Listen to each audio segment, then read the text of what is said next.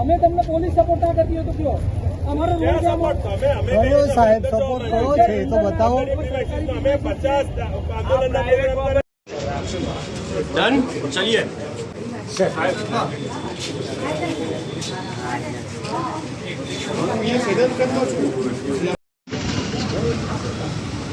आ जाओ बिरादरी में रहो ना.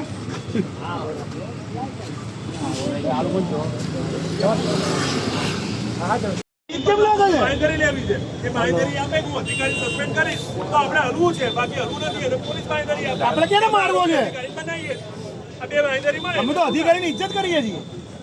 આપણે તો એમના ઘરે ના જતા સીધા લઈને એમના આંગણામાં બેસી જતા લઈને આપણે બધાની ઇજ્જત કરીએ પણ આપણી ઇજ્જત એ લોકોને નહીં કરે.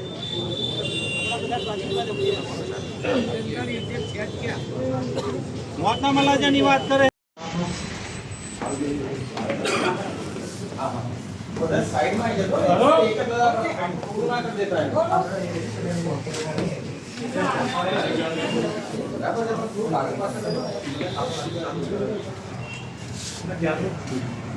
अहमदाबाद म्युनिसिपल कॉर्पोरेशन जनता की सेवा तो नहीं कर पा रहा है, लेकिन कहीं ना कहीं अब अहमदाबाद शहर की जनता की हत्या करने का कार्य जरूर अहमदाबाद नीचे माइक रखो ना. इस वर्ष में मॉनसून में मैं मानता हूं कि जिस प्रकार की घटनाएं घटी है काफ़ी शर्मनाक है. कल की बात की जाए तो नारोल विस्तार में एक कपल, एक दंपति, 27 साल की महिला और 33 साल का युवक बाइक लेकर जाते हैं. बारिश गिरने से सड़क पर पानी भरा हुआ था. सबसे बड़ी बात तो ये है कि वहाँ पर नेग्लेंसी एएमसी की देखी जाए तो बारिश के उस पानी में करंट फ्लो था, जिसके गिरने से दोनों दंपति के गिरने से वहीं एट द स्पॉट उनको करंट लगने से उनकी मृत्यु हो जाती है. सबसे बड़ी बात तो ये है कि एक तरफ बरसात में अहमदाबाद म्युनिसिपल कॉर्पोरेशन बरसाती पानी का निकाल तो नहीं कर सकता, टूटी हुई सड़कों की मरम्मत तो नहीं कर सकता, लेकिन अहमदाबाद शहर की जनता की हत्या जरूर करने का कार्य कर रहा है. इस पूरी घटना में कांग्रेस पार्टी का ये मानना है कि वहाँ के जो भी संबंधित अधिकारी थे, जिनकी जिम्मेदारी थी कि बरसाती पानी ना भरे, जिनकी जिम्मेदारी थी कि वहाँ की सड़क की मरम्मत और रिसरफेस किया जाए, पिछले 1 महीने से वहाँ के स्थानीय लोग उनको वहाँ की रोड के रिसरफेसिंग के लिए कंप्लेन कर रहे थे, लेकिन फिर भी सड़क का कार्य नहीं किया गया. सबसे बड़ी बात तो ये है कि महीने पहले निकोल विस्तार में जब प्रधानमंत्री श्री का कार्यक्रम था तो अहमदाबाद म्युनिसिपल कॉर्पोरेशन के अधिकारी बरसात में भी रोड बना रहे थे, लेकिन ऐसी घटनाओं में अहमदाबाद म्युनिसिपल कॉर्पोरेशन के अधिकारी किसी प्रकार का कार्य नहीं करते. इससे पहले भी मधुमालती का किस्सा हो, निकोल में रानीप का किस्सा हो, कि ओडो में गड्ढे में गिरने से खारीकट कैनाल में लाश मिलने का किस्सा हो, जसोदा नगर का किस्सा हो, या एएमटीएस और बीआरटीएक्स के एक्सीडेंट के किस्से हो. अहमदाबाद म्युनिसिपल कॉर्पोरेशन लगातार अहमदाबाद शहर की जनता की हत्या करने का कार्य कर रहा है. इसी संदर्भ में आज सेक्टर 2 पुलिस अधिकारी से कांग्रेस पार्टी के सभी कॉरपोरेटर ने मिलकर ये रजूआत की गई है कि कल के हादसे में अहमदाबाद म्युनिसिपल कॉरपोरेशन के वरिष्ठ अधिकारियों को एफआईआर में शामिल किया जाए और कड़क से कड़क कार्रवाई की जाए. कांग्रेस पार्टी ये मानती है कि ये सिर्फ और सिर्फ एक मर्डर का किस्सा है. इसमें अहमदाबाद शहर की जनता का मर्डर किया जा रहा है। टैक्स के पैसों से सेवा तो नहीं, लेकिन अहमदाबाद म्युनिसिपल कॉर्पोरेशन में बैठे अधिकारी जनता की हत्या करने का कार्य कर रहे हैं।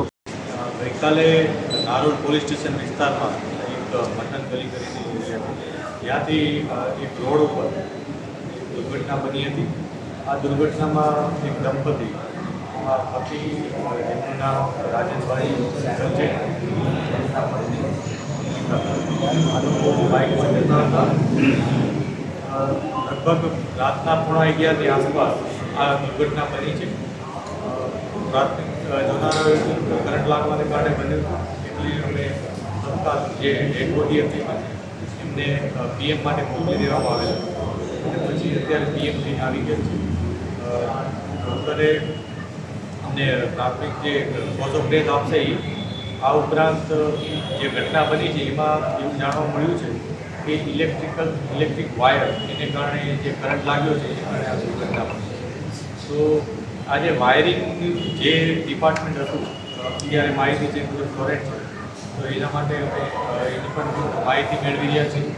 આ ઉપરાંત એફએસએલની ટીમ કે જે લોકો ટેકનિકલ એક્સપર્ટ છે આપણા, સાથે સાથે આરએમપી ઇલેક્ટ્રિક ડિપાર્ટમેન્ટ કે જે લોકો ઇલેક્ટ્રિક બાબતના એક્સપર્ટ છે એમનો એક ઓપિનિયન લઈશું, અને આમાં જે પણ અમને પુરાવા મળશે એ મુજબ આગળની કાર્યવાહી કરશું। સાહેબ, પ્રાથમિક તબક્કામાં જે આ લાઈન હતી જેમાંથી કરંટ પસાર થતો હતો તે કોર્પોરેશનની લાઈન હતી, ટોરેન્ટની હતી કે પછી કોઈ પ્રાઇવેટ કોઈ વ્યક્તિની હતી? કયા પ્રકારનું પ્રાથમિક તબક્કે જાણવા મળ્યું? પ્રાઇમરી ઇન્ફોર્મેશન એ જ છે, ટોરેન્ટની લાઈન હતી, પણ અત્યારે અમે વેરીફાઈ એટલે કરી કે જે જગ્યાએ ઘટના બની છે એમાં આજે સવારે તો પાણી ભરેલ હતું, અને એને કારણે જ આ ઘટના બન્યા હોવાનું આસપાસના લોકો કહે છે।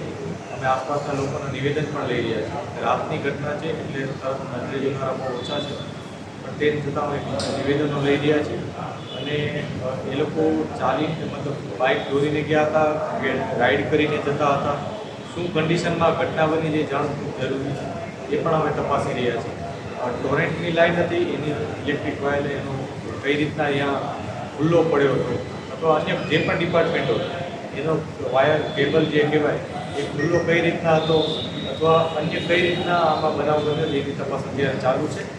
જે બંને ડિપાર્ટમેન્ટ છે એફએસએલ અને ઇલેક્ટ્રિકલ, એ બંને અત્યારે વિઝિટ પણ કરી છે, એટલે અત્યારે એની સાથે અમારી ટીમ જોડાયેલી છે ઇન્વેસ્ટિગેશનની, અને એ લોકો પુરાવા મેળવી આગળની કાર્યવાહી કરી છે। સર, જવાબદારી કોઈ બને મહાનગરપાલિકા કે ટોરેન્ટ બને તો માનવ વધુનો ગુનો પોલીસ દાખલ કયા પ્રકારનો કઈ સેક્શન હેઠળ ગુનો દાખલ કરવા ચોક્કસ છે, જે પુરાવા મળશે એ મુજબ કાયદેસરની કાર્યવાહી કરવામાં જ આવશે, એમાં કોઈ હિંમત નથી, એટલે અમે એ માટે જ અત્યારે ટેકનિકલ જે એક્સપર્ટ્સ હોય છે એમનો જે ઓપિનિયન હોય છે। નારોલમાં જે દુર્ઘટના ઘટી ગઈકાલે, જેમાં 2 લોકોના મૃત્યુ થયા, એમના પરિવારજનો સાથે આ ડેડ બોડી અહીંયા આગળ અમે લઈને આવ્યા છીએ, એમના મૃત્યુદેહ લઈને આવ્યા છીએ, અને અમદાવાદ મ્યુનિસિપલ કોર્પોરેશન જોડે અમે આજે માંગણી કરી છે કે જે જવાબદાર અધિકારી હોય એને 24 કલાકની અંદર તાત્કાલિક ધોરણે સસ્પેન્ડ કરવામાં આવે, અને મૃત્યુક પરિવારને 50 લાખનું વળતર આપવામાં આવે, અને બીજી વાર આ દુર્ઘટના ના બને એના માટે એ રોડની તાત્કાલિક ધોરણે રોડ 24 કલાકમાં બનાવી દેવામાં આવે, અને સૌથી અગત્યનું જવાબદાર અધિકારીઓને પોલીસ આરોપી બનાવે અને એમને મનુષ્ય વધુનો ગુનો દાખલ કરે, અને તાત્કાલિક ધોરણે એવી એમને લેખિત બાંહેધરી આપે, એ માંગણી સાથે આજે અમે આવ્યા હતા અહીંયા આગળ।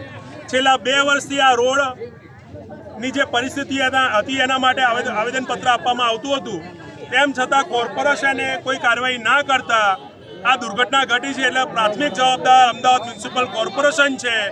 એ બાબતે અમે ફરિયાદ દાખલ કરવા, પોલીસને પણ ફરિયાદ દાખલ કરવા માટે આવેદનપત્ર આપ્યું છે, અને આજે અમદાવાદ મ્યુનિસિપલ કોર્પોરેશનના ડેપ્યુટી કમિશનરને પણ આવેદનપત્ર આપ્યું છે કે જવાબદાર અધિકારીઓને સસ્પેન્ડ કરવામાં આવે અને પીડિત પરિવારને સહાયતા કરવામાં આવે। જે 10:30-11ની વચ્ચે બની હોવાના અહેવાલો મળેલા, અને એ પ્રમાણે ફાયર ટીમ ત્યાં પહોંચી હતી। એ દરમિયાન એવું જણાવ્યું હતું કે દંપતી સવાર જે એક્ટિવા પર જતા હતા એ પાણીમાં ત્યાં પડવાથી અને એમને કરંટ લાગવાથી પ્રાથમિક રીતે એમને અવસાન થયું એવા સમાચાર મળેલા.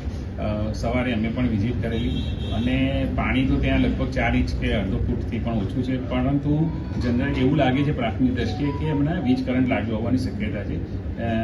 એના માટે બંનેના પીએમ માટે મોકલાવેલા. પીએમ રિપોર્ટ હજુ આવ્યો નથી. પીએમ રિપોર્ટ બાદ એ કન્ફર્મ થશે કે એમને હેડ ઇન્જરી છે કે કરંટ છે, પણ હેડ ઇન્જરી હોવાના ચાન્સીસ ઓછા છે. બંને જણાના અવસાન થયા છે એટલે મોટાભાગે પ્રાથમિક અનુમાન એવું છે. અને ફાયરવાળા જ્યારે ગયા ત્યારે પણ એમનું કહેવાનું હતું કે પાણીમાં કરંટ હતો. આ બાબતે ઇન્કવાયરી કરવા માટે અમે ટોરેન્ટને પણ લેટર લખ્યું. ટોરેન્ટને પણ કહ્યું છે. ટોરેન્ટના કેબલ કઈ રીતે આની સાથે કનેક્ટ થયા, પાણીમાં કઈ રીતે કરંટ આવ્યો એ તપાસ કરી રહ્યા છે. એન્જિનિયરિંગ ટીમ પણ એ તપાસ કરી રહી છે. એટલે તપાસ બાદ જે પણ આવશે, અત્યારે પણ જે પરિવાર છે, જે ઘટના છે ખૂબ દુઃખદ છે. અમને પણ એનું ખૂબ દુઃખ છે અને પરિવારજનો મળવા આવ્યા હતા અને એમની માંગણી, 2 માંગણી એમણે અમારી સમક્ષ મૂકી છે. એક છે કે જે પણ જવાબદાર હોય એમની સામે કાર્યવાહી થાય. બીજી માંગણી એમની વળતર અંગેની છે. બંને માટે અમે જે પણ નિયમ મુજબ જે કાર્યવાહી કરવાની થતી હશે, તપાસ આધારે જે પણ જવાબદાર થશે એની સામે અમે કડક અને ત્વરિત કાર્યવાહી કરીશું. ઉપરાંત જે બીજી બાબત છે એ માટે પણ સક્ષમ સરકાર સમક્ષ મૂકી અને નિર્ણય કરીશું. પરંતુ હાલ ટોરેન્ટનો રિપોર્ટ એ બાકી છે. ટોરેન્ટના કક્ષાથી એમની તપાસ બાકી છે, પ્લસ પીએમ રિપોર્ટનું પણ હજુ આવ્યો નથી. એટલે બંને આવે એ પછી આ કાર્યવાહી થશે.